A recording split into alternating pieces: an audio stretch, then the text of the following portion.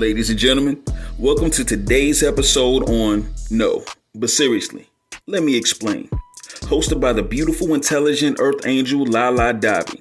This podcast was designed to provide detailed business advice, next level resources, personal credit tips, and relatable relationship knowledge. Be sure to bookmark this page and subscribe because we wouldn't want you to miss any valuable content. And if you're struggling with poor credit, don't even worry about it. Just text Help My Credit to 507-400-3426. That's 507-400-3426. We have live agents standing by to cater to all your service requests. And now that that's out the way, let's make room for what the host has to say. Lala Davi, do your thing, girl. Welcome to No, but seriously, let me explain. The phenomenal podcast series that will keep you fully engaged with all of the tips and tricks you need to be successful, while also providing plenty of flavor. I am your host, Lala Davi, and today we will discuss mortgage mysteries. Are you unknowingly caught in a web of forged assignments? No, but seriously, let me explain. Homeowners, have you ever considered the authenticity of your mortgage assignments? In a world where deception lurks, it's really time to scrutinize the documents that hold the key to your home. I want to really start off by just telling you a fascinating story about this lady named Lucille. Lucille was this resilient woman with a keen eye for detail, of course. She uncovered a web of deceit that was woven by the banks, Mars, trustees, and their cunning attorneys, of course. Upon discovering fraudulent and forged assignments on her mortgages and the deed, she embarked on this relentless battle for justice. Lucille exposed how servicers could manipulate evidence through fabricated assignments. Her unwavering determination really led her to a courtroom where she faced off against the banks and their team of attorneys. In a dramatic turn of events, the judge, he really unraveled a shocking revelation. Like, the bank had filed a staggering 250 motions seeking, permission to seize other homes. The method they used, of course, they had these pre-signed certifications from ex-employees, a testament to the depth of the deception, of course. So, of course, Lucille pursued the truth, not only, to save her home, but also expose the system that was flawed and what had been exploited for countless others as well. Through Lucille's details and her attention to those details and tenacity, like the courts, they really echoed with the echoes of justice as the fraudulent scheme crumbled. And her story, it really became a beacon for those who was entangled in similar battles like hers. And it was just a reminder that one individual's fight could really dismantle an empire built on deception. Now that you've heard all about what happened to Lucille on her war journey to protecting her home and her finances, I would like to just really fully dissect the mortgage mysteries. I feel this will empower you and give you some type of knowledge and strategies just to safeguard your most valuable assets. Let me explain. If you have your original closing mortgage documents available, you will be able to just flip through those documents and you'll be able to see what the mortgage company has done to really defraud you. And what I'm going to basically go in detail about is a couple of those documents. And the first one being is the note, and then I'm going to talk about the deed of trust, aka the mortgage note. It's commonly referred to as a promissory note. However, it's not this traditional promissory note. And at the end of the mortgage fraud settlement process, which takes place, is like 2 to 4 months to basically complete. You will have to basically battle the banks, the trustees to obtain your property free and clear. After all, you are the rightful owner of your home. Look at your deed of trust. It has your name on it. You've already paid for your house. It was paid in full before you even signed the paperwork at closing, and you didn't even know it, nor was it even disclosed to you. So, with that said, I'm going to talk a little bit about the promissory note in this case. The promissory note, it starts out referring to us, as the borrower, of course, and it also talks about the borrower's promise to pay. You see that part on the fine print in the contract.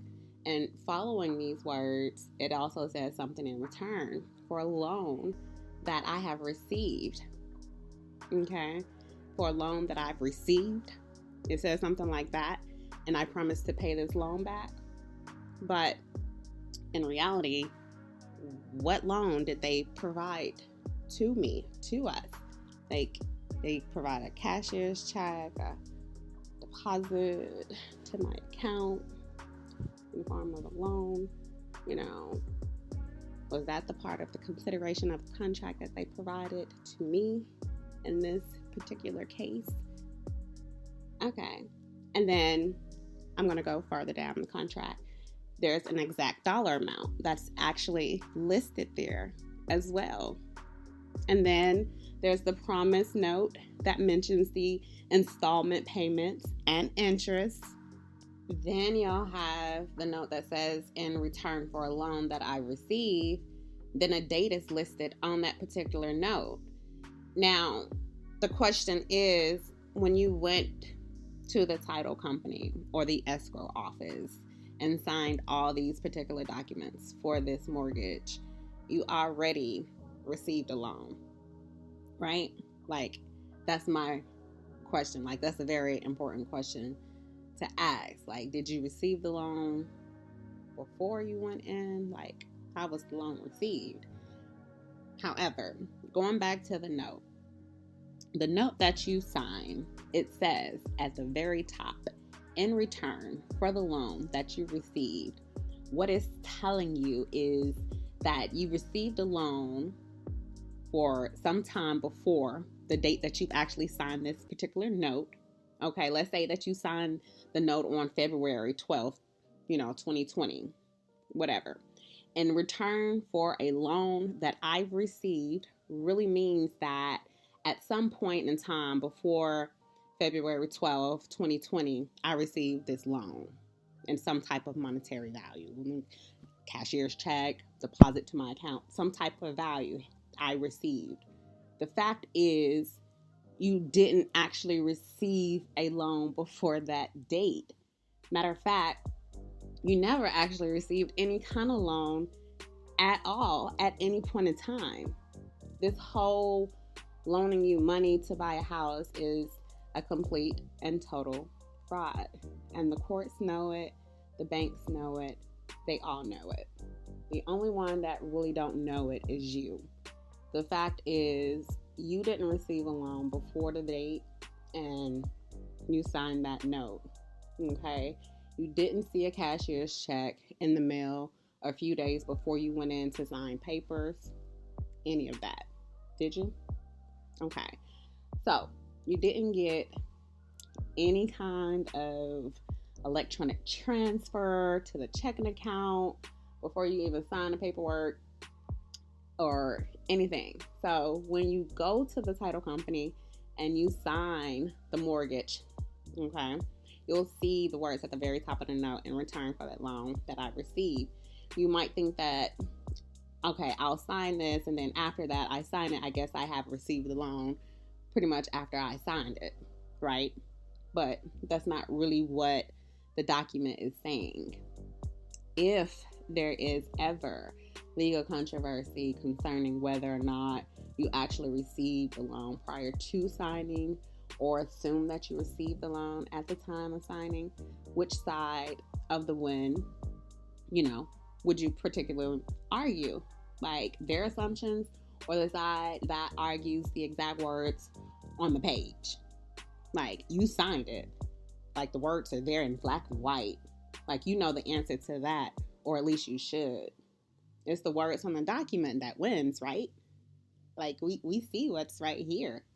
Like, when you see a document that states, in return for a loan that I received, you know for a fact that you have not received a loan.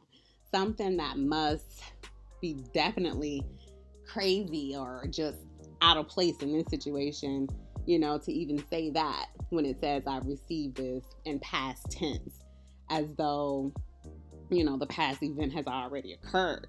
But the date that you're signing the notice, current, like, make it make sense to me.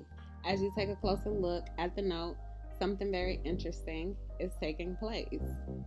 Did you know that you created a note? No. Did you know that you created this note? And did you also know that you created the deed of trust? If you closely examine the words on this particular contract, on the deed of trust, you will begin to understand it all. It'll all make sense to you.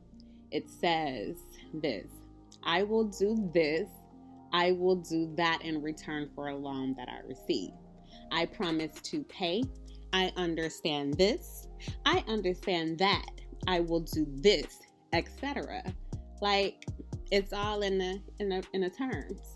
And as it proceeds through your note, you realize that these are statements that they have printed out for you, but you are the one who is signing the documents.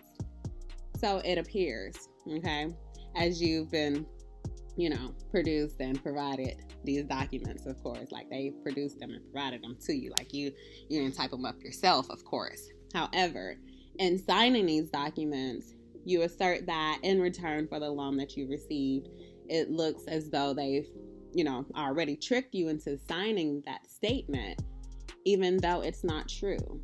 You might think at some point in time or later in the years, or you might have an, epiphany somewhere down the line, who's to say, and just go back over your contract, write it through. Like, they made me sign a statement that wasn't true. Real quick, I just want to know, have you ever asked the question, who owns your mortgage note? A better question is to ask, if I've paid off my mortgage loan tomorrow, would I get a clear and equitable title to my real property? If your mortgage loan contract was converted into a mortgage-backed security and sold to an investment trust on Wall Street, you might not. Okay. If you're thinking of applying for a loan modification or refinancing your home through the Affordable Refinance Program, which is HARP, or using the Home Affordable Modification Program, such as the HAMP, or any programs underneath the Making the Home Affordable Act initiative, and there's a couple things that you might want to consider. The first thing that you want to do is remember that the entity who claims to own your mortgage loan is not automatically the same entity that may be servicing your home mortgage loan. A loan servicer is a debt collection company that sends you mortgage statements, and they take your payments every month too sometimes. And if you have an escrow account, this will pretty much pay for your homeowner's insurance and your property tax bills. But who really owns your mortgage loan? There's a few different ways that you can really find out, who owns it. Of course, you can always ask the servicer. Your loan servicer is legally obligated to tell you the name and the address and telephone numbers of any of the owners of your home loan, and showing their information on the record. It's a good idea to ask them in writing, especially using some type of qualified written request via certified mail, while keeping a nice log of all of your communications, no matter how short, how detailed, emailed, mail them off, dates, timestamps, they are going to all, be required, for keeping a good log and a good record keeping system on your journey.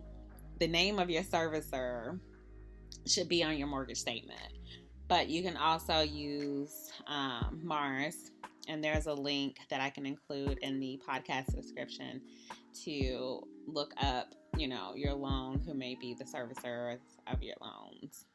I'll include those links at the bottom.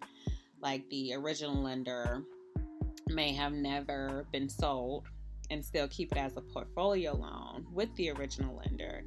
But that's just ways that, loans can be done as well. So just keep that in mind. If you're not familiar with Mars is a really big online registry. It's called the Mortgage Electronic Registration Systems Incorporated. And they're just basically designed to replace the costly process of publicly recording mortgage ownerships at a government level with private electronic versions of those copies, which pretty much allows the swapping of mortgages with no friction at all, if you ask me. But Mars, they really just track both the servicing rights and the ownerships of the mortgages in the United States. And they do have a service lookup tool as well. Definitely take a look at those links at the bottom. You could also search through Securities and Exchange through the SEC website.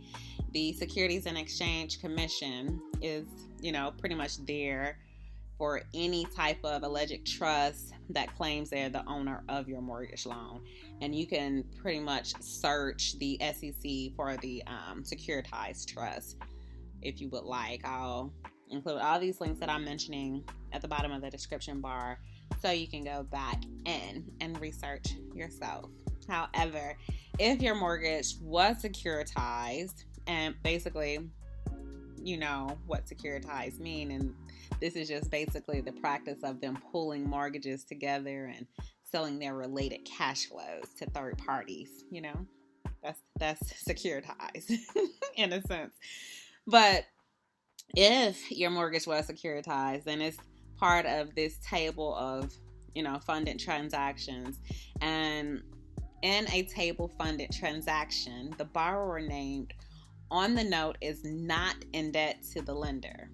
This is pretty much a pretend lender at this point, because they sign the note in the capacity of an accommodation party or like a co-signer for the most part, and the purpose of, incurring liability on the instrument without being a direct beneficiary of the value given for that instrument, if that makes sense.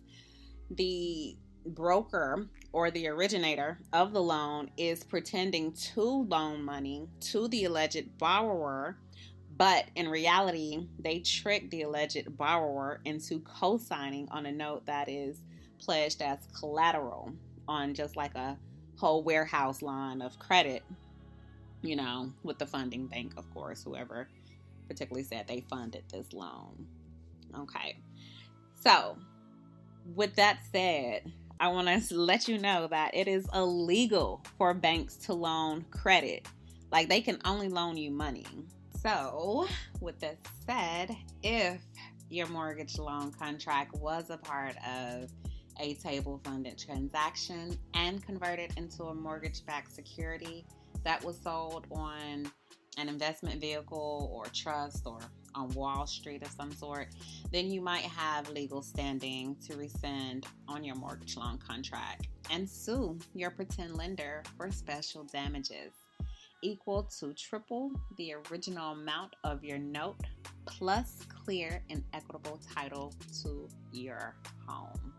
Like, you see, the lender is not really disclosing that there's actually, a mortgage that's been paid off when you sign the note. Like, there actually isn't any lending going on, They aren't telling you that the note you signed is not a promissory note. Like, it is not actually a cashier's check or a bank note, when you look at how it's actually structured, take the note. When you sign your name to the note and you hand it over to the lender, this is what happens to the note. The lender takes that note and, as through as it was a cashier's check or some type of personal check, they deposit it into that document into their bank account as paid in full. On the back of the original note that you signed, the banker stamped paid to the order and deposited the note as cash into the bank's account. So yes, the bank accepts these promissory notes, no documents, as negotiable instruments and treat them as cashier's checks or cash deposits. That promissory note, it became a cash deposit to the banker who just deposited it into their account, and it becomes cash to the bankers that you just paid off, of course, for your house with the cash. And as far as the bank is concerned, by signing that promissory note at escrow, that makes it completely legit and liable, and you liable for that particular note. The next question is how the banks really treat you on your note, on their records in this fractional banking system, of course. For every dollar that is on deposit in any particular bank or branch, the bank has the ability to issue $10 of credit. Okay. Your cash, i.e. your promissory note, that you signed at escrow creates an asset that they can use. Of course, they're going to use that, right? As all bankers do. Like, what do they do when anyone opens their accounts? Like, we already know how the banking industry works. If you don't, you can always read. I'll include some links in the description and the podcast so you can go back and read through those books and get a little bit more working knowledge on banking rules and regulations and how they operate.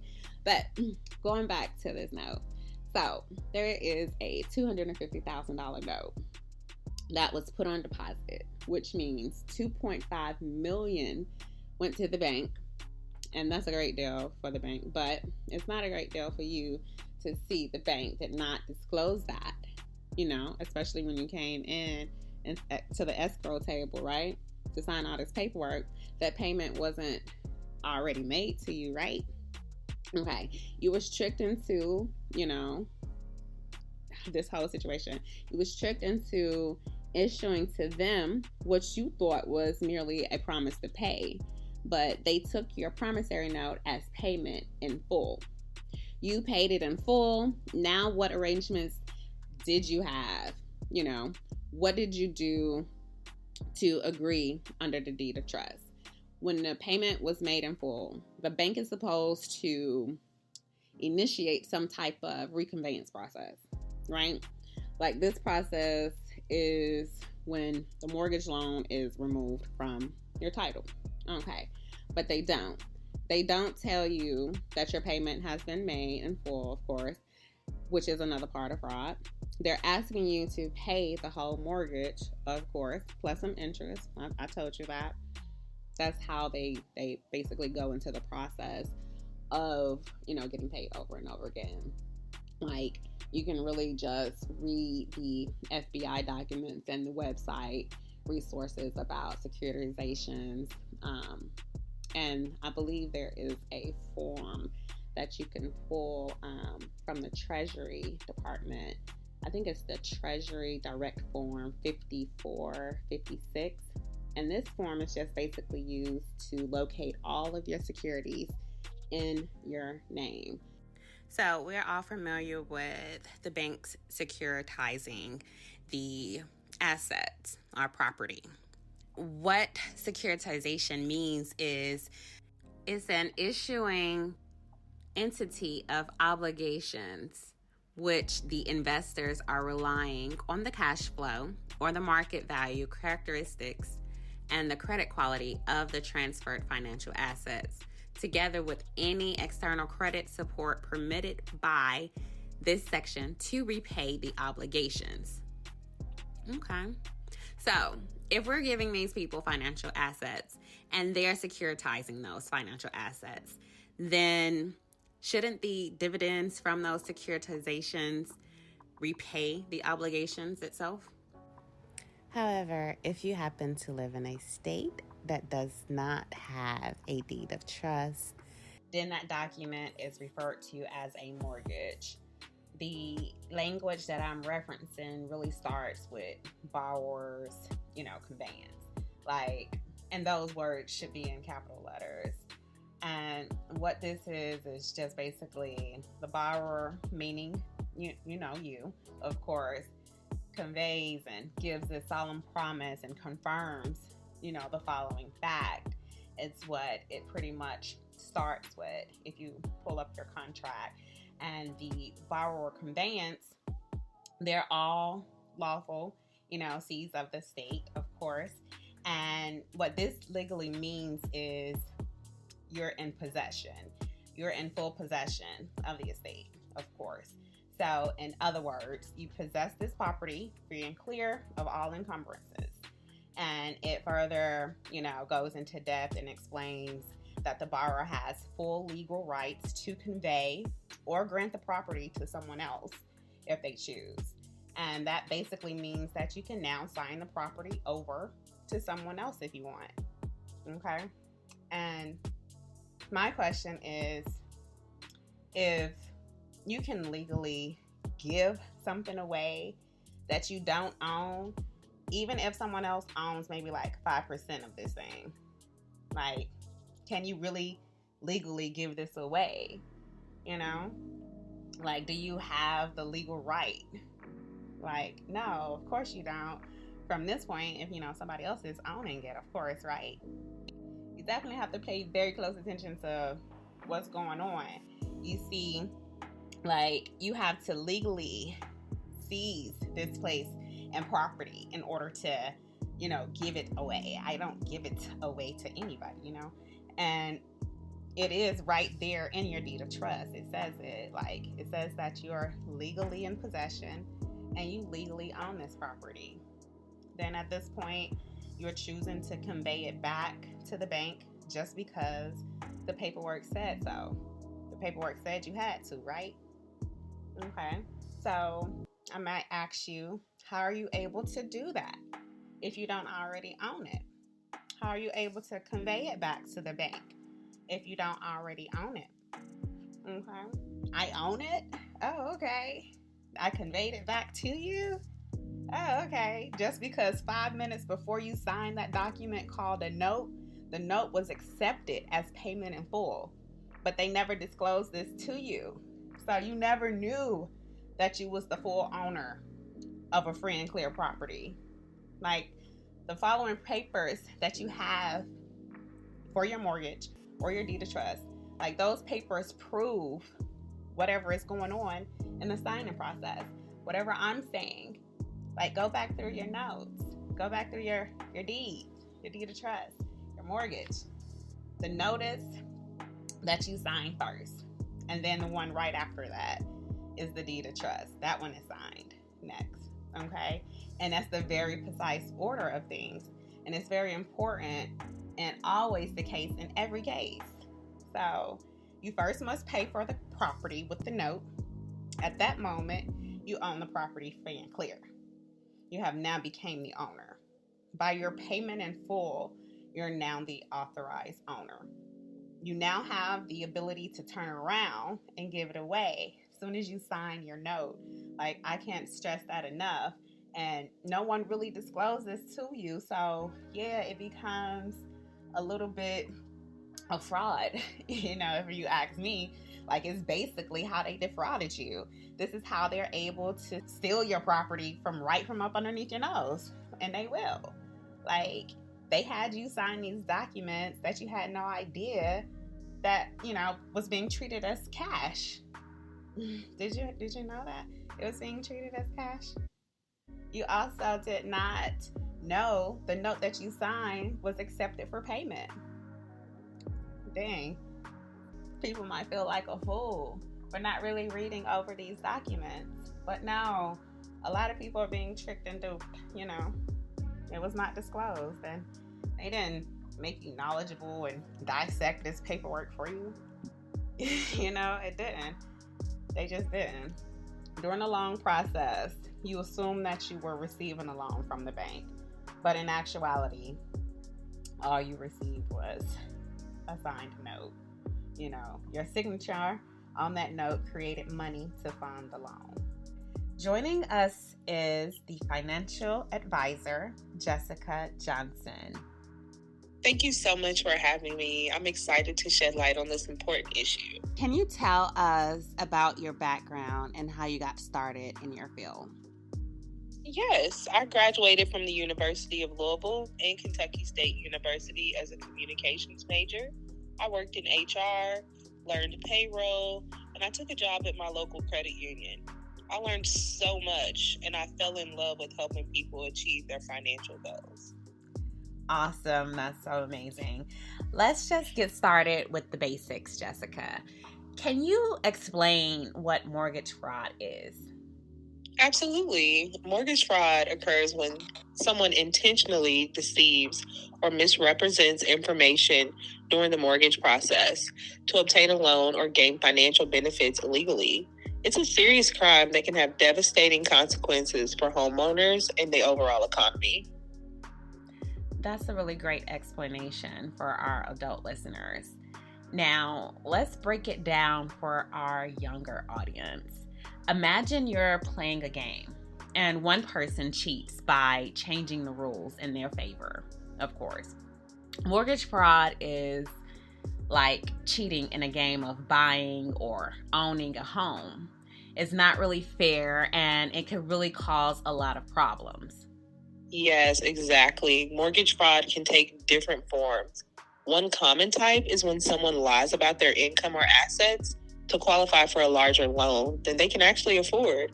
This can lead to financial stress and even foreclosure if they can't keep up with the payments. Okay, so what should someone do if they suspect they have been a victim of mortgage fraud? Well, if you think you've been a victim of mortgage fraud, it's important to act very quickly. Here are some steps you can take. Step number 1, gather your evidence. Collect all the documents related to your mortgage, including loan applications, closing statements, and any suspicious communication. Number 2, contact your lender. Inform your lender about your concerns and provide them with the evidence that you've gathered. They may have procedures in place to investigate and resolve the issue. Number 3, report to authorities. Reach out to your local police department and file a report. They can guide you on the appropriate steps to take and may involve specialized agencies that deal with financial crimes. Number 4, notify the credit bureaus. Mortgage fraud can have a negative impact on your credit score. Contact the major credit bureaus, Equifax, Experian, and TransUnion, to report the fraud and place a fraud alert on your credit file. And last but not least, number 5, seek legal advice. Consult with an attorney experienced in mortgage fraud cases. They can guide you through the legal process, protect your rights, and help you recover any losses. Awesome. I feel like those are really excellent steps, Jessica. It's really important to remember that if you suspect mortgage fraud, you're really not alone. There are resources and other professionals that are out there and available to help you through this difficult situation. Absolutely. It's crucial to take action and protect yourself. Remember, prevention is key too.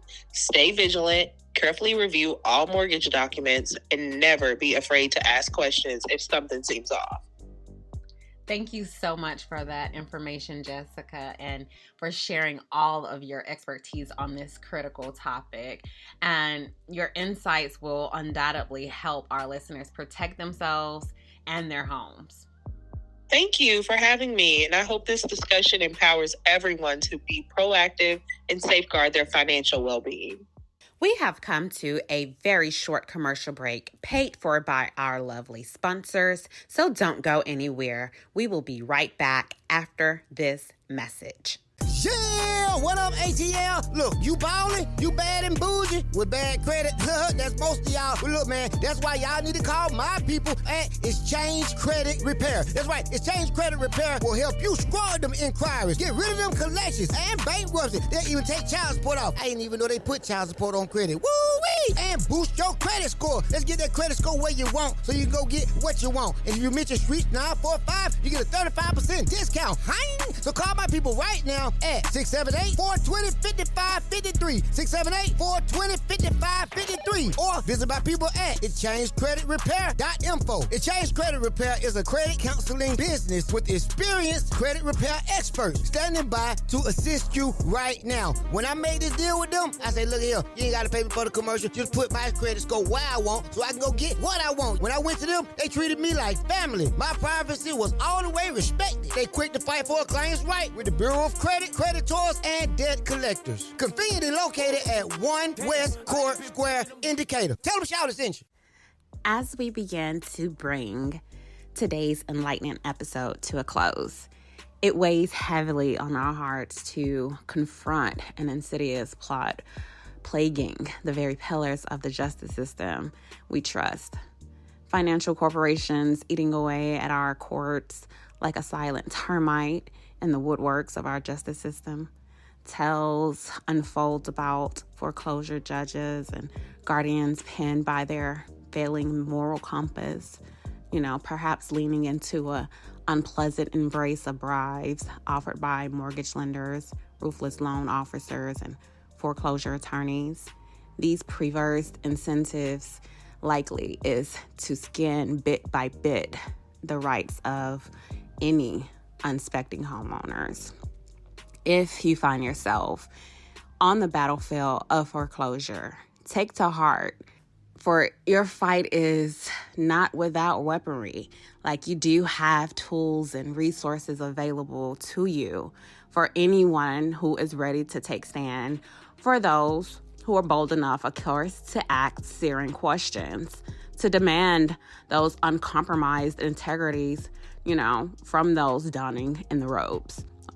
Investigations might paint this haunting portrait of 2/3 of the Georgias that might be drenched away, that might be well in a financial deceit. Who knows? The possibility is that the bribe could tip the scales of the justice system, and that is just anathema to everything that we hold sacred to our quest for this fair fight. If your case feels sabotaged or unseen or, grazed by the palms of those, remember, you hold the power to demand transparency.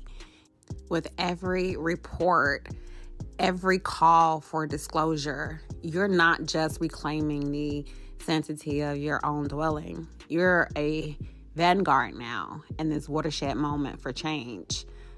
Now, as you step into your powerful role as a beacon against the malfeasance, remember that Mortgage Mysteries is here.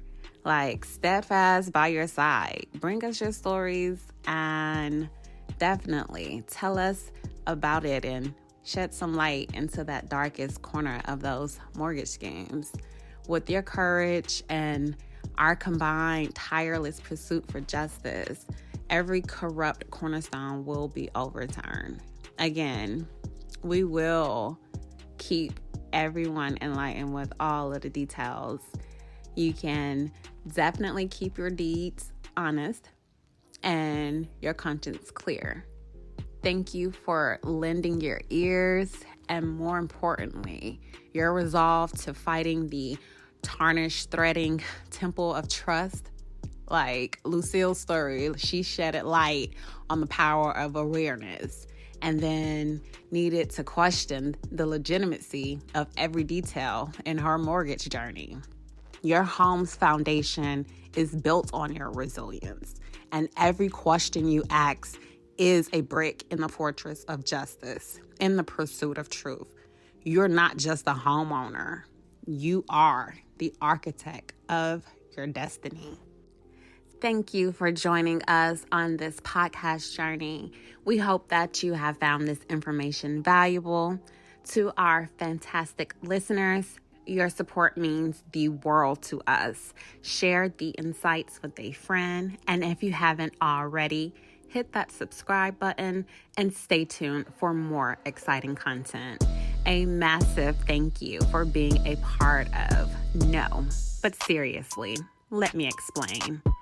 I am your host, Lala Davy, the one with all the sauce, of course. Until next week, stay bold, beautiful, and brilliant. Love ya.